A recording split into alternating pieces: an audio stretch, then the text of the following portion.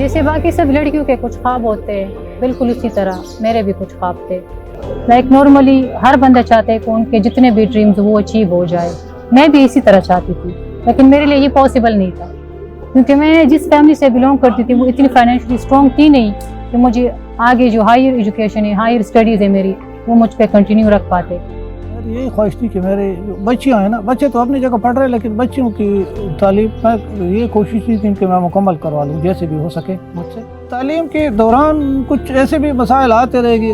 اس وقت میرا خرچہ پانی پورا نہیں ہو رہا تھا، تو ان کا اپنا بھی شوق تھا. کچھ میں نے بھی آئیڈیا دے دیا کہ چلو اڑوس پڑوس کے کچھ 2-4 بچے اکٹھی کرو، ان کو ٹیوشن پڑھاؤ. میں اپنی بہن کی نہیں، ہر لڑکی کی پڑھائی کو بہت سپورٹ کرتا ہوں. لڑکیاں بھی انسان ہی ہوتی ہے، انہیں بھی پڑھنا چاہیے. تو اگر ہم اپنی عورتوں کو تعلیم دیں گے، انہیں پڑھا لکھا بنائیں گے، تبھی ہم ترقی کریں گے.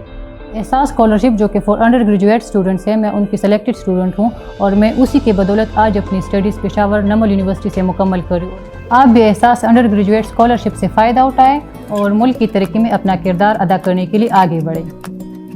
پاکستان میں ایسے لاکھوں لڑکیاں اور لڑکے ہیں جن کی قابلیت حالات کی نظر ہو جاتی ہے. اگر ان نوجوانوں کو تعلیم کے مواقع نہ ملے تو پاکستان میں بے روزگاری میں اضافہ ہوگا. مناسب مواقع نہ ملنے کی وجہ سے لاکھوں قابل اور مستحق طلبہ ان یونیورسٹیوں سے تعلیم حاصل نہیں کر پاتے.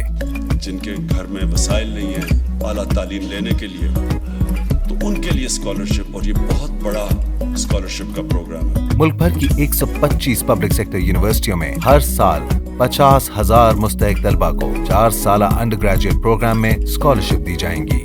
سال 2019-2020 کے دوران 4.82 ارب روپے کی 50,762 اسکالرشپ دی جا چکی ہیں. درخواستیں پورٹل کے ذریعے آن لائن جمع کرائی جا سکتی ہیں. اس پروگرام سے کم آمدن والے خاندانوں کے ذہین اور قابل نوجوانوں کو غربت سے نکلنے میں مدد ملے گی، جس سے ملک کی معاشی صورتحال میں بھی بہتری آئے گی.